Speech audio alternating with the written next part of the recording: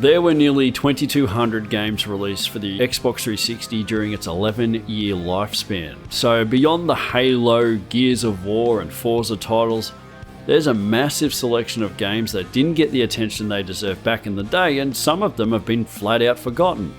So we're going to take a look at some of the good, some of the bad, and we're doing it in collaboration with Violet Citadel, a fantastic YouTuber you should definitely check out after you finish this video. It's just an old one. Then why? We protect our Lord with our life. No more reason is needed. As counterintuitive as it is to say infinite undiscovery, the name definitely captures the grandeur, mystery, and beauty of the game it belongs to. Developed by Tri-Ace and published by Square Enix, this 2-disc adventure sold around 600,000 copies worldwide, which, if I'm being honest, is surprisingly low. The game isn't without its flaws though, which I'll get to in a second. The story and characters are a quirky mix, soaked in signature Square Enix charm. You play as Capel, a flute player and all-round pacifist, who gets caught up in a perilous quest to break a chain that binds the moon to the planet. All because he happens to look exactly like a stoic and noble warrior named Sigmund. Yes, that is the actual storyline. It's batshit crazy and surprisingly good. As impossible as it seems to find someone else who mirrors you exactly, this actually happened in real life. Watch 3 Identical Strangers, it's mind-blowing. The characters in Infinite Undiscovery are very well written with their own traits and style that give each of them a clear identity. The voice acting and sound design is very good too. Characters are believable, grounded, and easy to like. The soundtrack is very fitting and adds to the charm of the game. The environments, lighting, and world design are cohesive and nothing short of beautiful. The enemies are varied and memorable too, so it's easy to praise this game for its visual and audio quality, but what about the gameplay? Well, it's pretty darn good too, at least for the most part. It's quick and fluid and very reminiscent of Devil May Cry, Final Fantasy XVI Eat Your Heart Out. You have a combo counter appear on the screen as you slice through small groups of enemies and sometimes shout out the names of the moves you do, which is nothing short of cringe.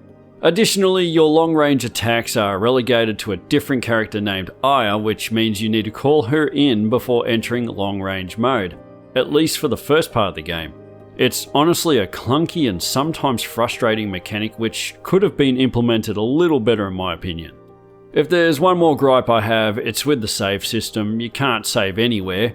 That becomes a real pain during longer dungeons or unexpected boss fights. Nonetheless, it's a beautiful and quirky game that sells for only a little more than pocket change, so it's worth picking up in my opinion.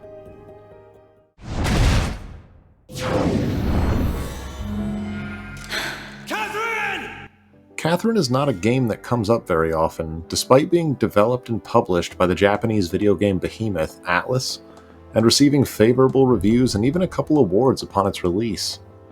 Catherine is definitely in a unique niche, being split between what is probably best described as social simulation during the daytime, and nighttime puzzle solving as we fight to escape our main character, Vincent's nightmares.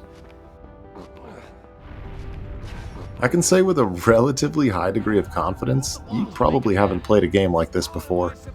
The progression and ending of the game is affected by the decisions you make along the way through this adulterous affair, and the mature themes certainly stand in stark contrast to a lot of the safe choices made in many other titles that see console releases.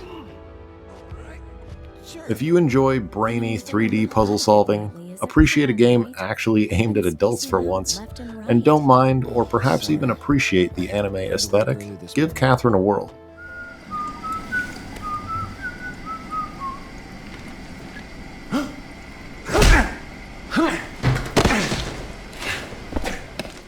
I've never been an avid 007 movie fan, but I can certainly appreciate the legacy and nostalgia of Goldeneye on N64. From the banging soundtrack to the legendary split-screen multiplayer, I can see why Goldeneye Remake was a no-brainer. Unfortunately, anyone looking to recapture that charm and nostalgia in Goldeneye Reloaded will be nothing short of pissed off. Apart from sharing the name and levels that very loosely resemble that of the original game, Our favourite block-headed version of Pierce Brosnan is now replaced with a Daniel Craig-like nightmare from Uncanny Valley. I guess that's a good segue into the graphics. Reloaded is a re-release of the 2010 Nintendo Wii remake, but the graphics were built from the ground up to take advantage of the Xbox 360's power. I will admit the pouring rain and nighttime setting of the opening level made for a satisfying atmospheric experience. The guns, muzzle flare and explosions also look great. The game runs at 720p with a target of 60 frames per second, and it only dips slightly on occasions. A very smooth experience overall, and combined with some surprisingly tight controls, I found myself actually having fun. You learn pretty quickly that there's some freedom in how you want to progress through each level. Given Bond is a spy, his capabilities favour stealth and precision, but that didn't stop me running into rooms guns blazing. Where the freedom is capped is your offensive capabilities. For example, the enemy can throw grenades at you, but you can't throw them yourself. You can take cover behind boxes and concrete dividers, but you can't peek around vertical cover like pylons or walls. And then there's your smartphone, which looks cheap and basic. You can use it to take photographic evidence, but it's not a challenge of any kind, and the game forces you to wait until you've got it pointing at the exact thing before you can take a photo. You can also hack things with it, which I'd barely call a gameplay mechanic. You just push a button and boom, you've hacked the thing. The story is probably the biggest difference here. It's definitely a cinematic game at times, with dialogue shared between Bond and others as you play. I wouldn't say it's the greatest voice acting though. Both Bond and 006 seemed bored to death despite being in a life-threatening scenario the whole time. Nonetheless, it's a pretty good game if you separate it from the Goldeneye N64 legacy. It's getting up there in price since it's a digitally delisted title, but still worth a look if you're in the mood for a first-person, action-packed spy adventure.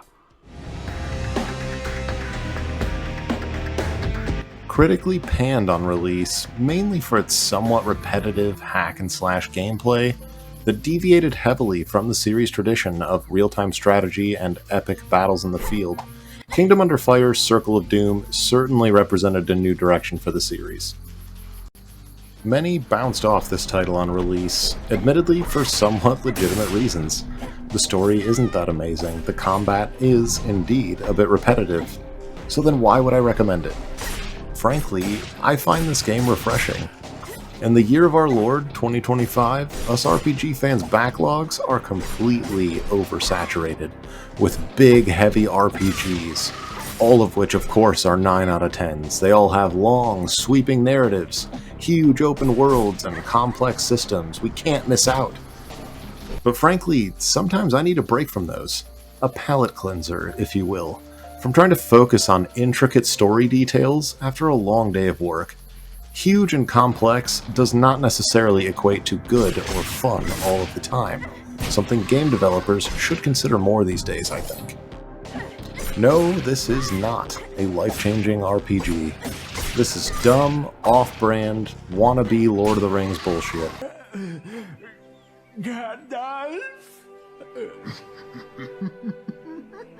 It's some good old-fashioned, turn-your-brain-off, hack-and-slash cheese, complete with RPG mechanics that fans of the genre can tinker with, and a decent coat of high fantasy paint.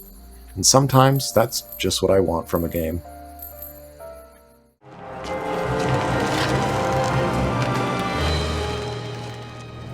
Besting a troll in combat. That is no small feat, friends. It would appear that we are on the same side. Call me crazy, but I don't think the Lord of the Rings movies are long enough.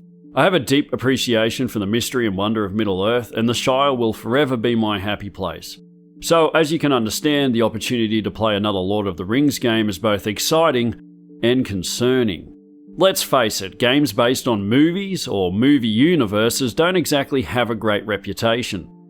War in the North follows a completely new trio of heroes as they fight across the land to stop a brutal servant of Sauron known as Agandawar from building an unstoppable army in northern Middle-earth. We meet with Aragorn at the Prancing Pony a few days before Frodo shows up and scares the patrons with his disappearing trick. Unfortunately, Viggo Mortensen doesn't voice Aragorn, and our trio barely have a personality to share between them. The voice acting isn't necessarily bad, there's just nothing memorable about any one of them. After winning some coins from a hobbit in a game of riddles and convincing the local dwarf to supply weapons to the townsfolk, we hit the road for Fornost and finally get a taste of battle. Up to this point, my expectations for the game were slowly declining, but I was pleasantly surprised. The combat is fantastic, with you chaining well-coordinated strikes into brutal combos, finishing enemies off with cinematic executions. Each character also has their own variation on ranged attacks, which work like a well-made third-person shooter. There are some instances where ranged attacks are the best way to dispatch enemies, and the game turns into a Diablo-style loot fest with collectibles, weapons, and armor falling onto the ground with each battle. It gets even better when you realise there are chests, some of them well hidden, that contain some of the best gear you can get at that stage of the game. The graphics are decent enough to capture the magic of Middle-earth pretty well. I didn't notice any major frame rate drops, but it does get a little unstable during the aforementioned executions. The levels are pretty linear and reminded me of the critically panned Godfall of all things. Thankfully, this game is actually good. I even started to like the characters, especially Bellerim, who you can call on for help if you need it. Given War in the North is delisted on Steam, you can scour all over the place for a physical PC copy, or pick it up for a little bit on Xbox 360 and PS3.